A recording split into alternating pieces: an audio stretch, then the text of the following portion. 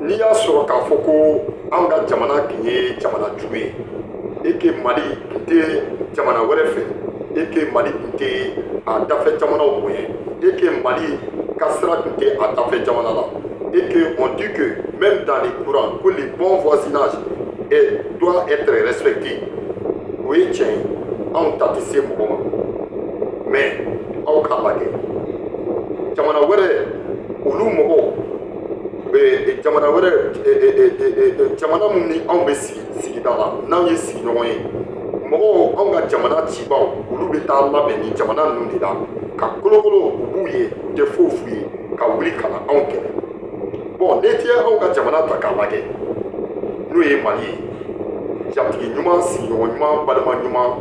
waliden naani yɛrɛden naani o de ye Mali ye hinɛ ani makari don o de ye Mali ye hɔrɔnya ani danbeya don o de ye Mali ye n'i y'a mɛn Maliba yan de k'a ye anw ka jamana cibaw bɛ t'i labɛn ka na anw kɛlɛ mais anw ka jamana kɔnɔ maa si tɛ se ka wuli ka na an faso kɔnɔ yan k'i bɛ n'i labɛn k'i bɛ taa ka taa anw sigiɲɔgɔn dɔ kɛlɛ an ka autorité k'u ye o ka ci u kan mais n'a fɔra ko mɔgɔ kan k'i sigiɲɔgɔn bonya i kan k'i sigiɲɔgɔn ɲɛkun lajɛ i kan k'a dɔn i sigiɲɔgɔn bɛ min fɛ a tɛ min fɛ i kan k'o ɲɛ k'u dɔn mais n'o ma kɛ sigi la n y'a dɔn sigi bɛ goya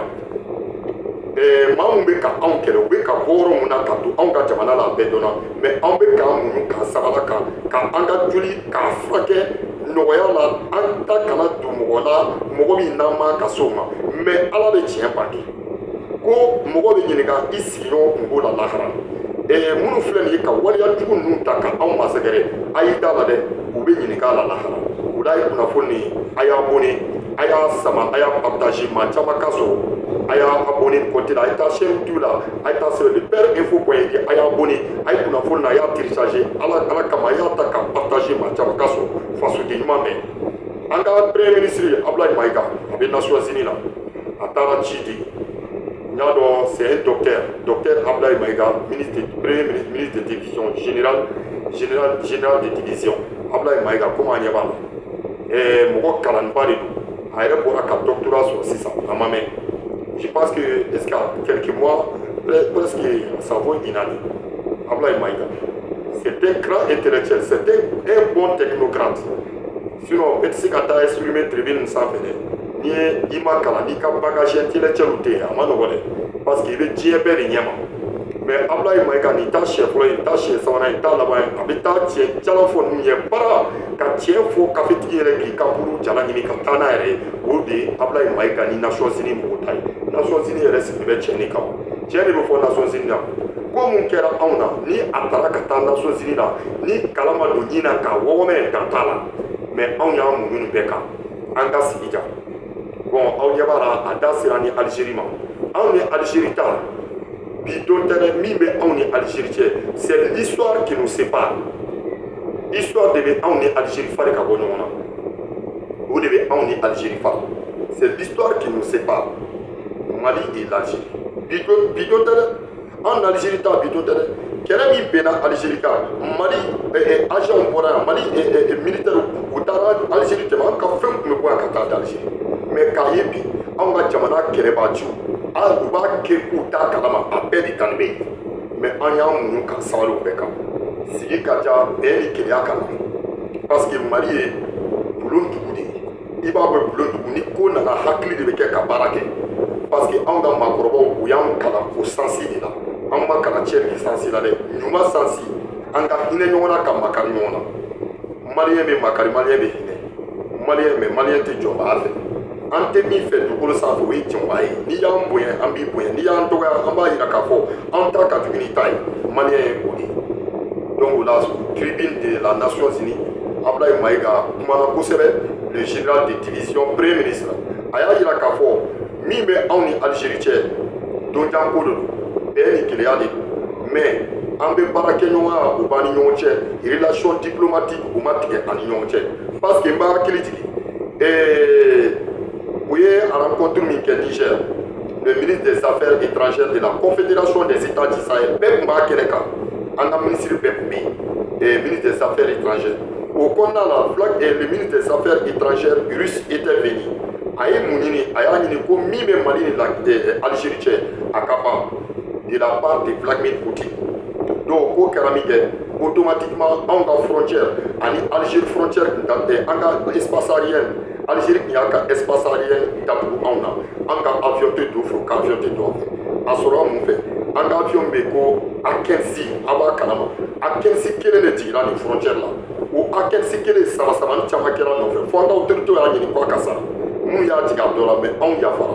an yafara cogo jumɛn a kuma fɔra ka da an b'a a suite dɔn mais an kɔni b'a dɔn an ka jamana n'i ye ko kɛ anw na anw yafa b'an kɔ an bɛ hinɛ an bɛ makari nin bɛɛ kɛra anw na an jɛnna n'a bɛɛ ye donc maintenant u y'u ka fɛn da an fana y'a ka ambassadeur bila ka na les choses aillent sur les bonnes voies relation bɛ yen u ka mɔgɔw bɛ don yan maintenant anw ka mɔgɔw bɛ taa yen mais an bɛ min ɲini u fɛ u ka sigi bonya u ka sigi bonya sigi kan ka bonya de i ni maa min ye sigiɲɔgɔn ye i kana sɔn i ka gɛlɛya ka s'a ma i kana sɔn i ka jinɔgɔ ka bɔ a ka da la i kana sɔn i kana tigi tɔɲɔ k'a tigi lagosi n'i y'o kɛ i ye dimi don e yɛrɛ la wa alikiyama jɔ i bɛ ɲininka la donc sigi kan ka bonya ça c'est très important Vladimir Poutine Vladimir Poutine ani yɛrɛ Poutine ye mun fɔ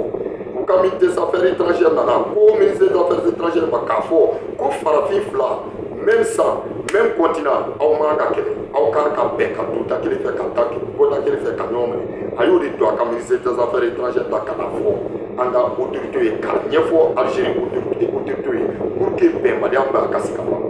donc mais an mako bɛ min na Algérie fɛ nin si tɛ an ka mɔgɔ min bɛ yen n'u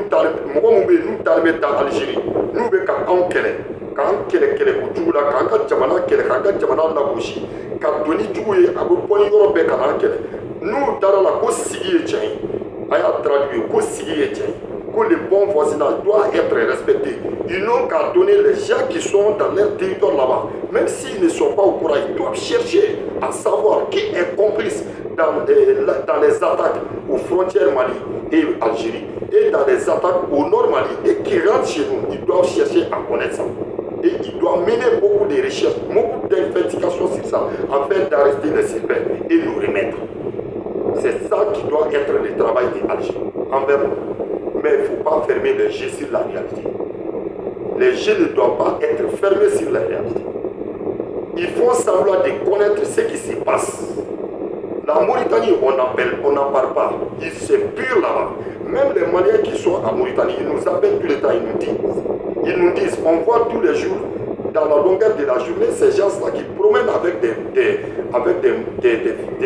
armes. On sait que ce ne sont pas des Maliens. Ce ne sont pas des Algériens, ce ne sont pas des soldats algériens, mais des personnes fictives, c'est des suspects. Mais leurs autorités ne disent rien. Donc ils planifient des attaques, ils rentrent dans notre territoire, ils nous attaquent. Donc est-ce que ça c'est du bon voisinage? Le respect du bon voisinage c'est ça. Donc maintenant on doit mettre fin à tout cela. Donc au nous capable et que nous contrôle le cap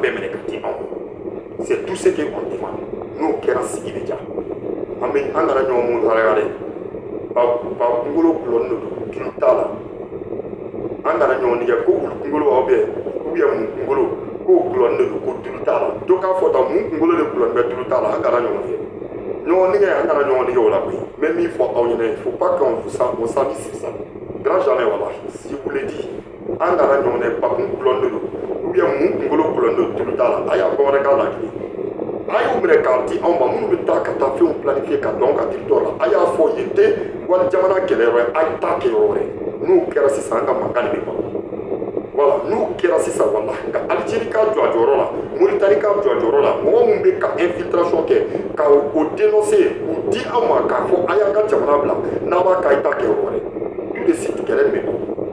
parce que Bengali nasi ndani Bengali ka fe nyini tati soro ka dese a fe nyini ta kacha a même il faut anjanté Moussa Gala ndola de ni kelele associé Algérie ani Mauritanie n'olu joro la ani Côte d'Ivoire kelele be pas ni gelati ya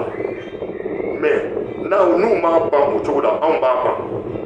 nous ma pas o chogola on ba pas parce que mi donna un territoire là pour faire tout ni church ni ba mi wolo ni dara bi ba ko te tien ko dara bi ko ki sarakate ko do ti ko ni donna territoire là ibisa kulon foyi t'o la parce que l'armée est engagée 100 fois, 1000 fois, 1 million de fois, sans doute.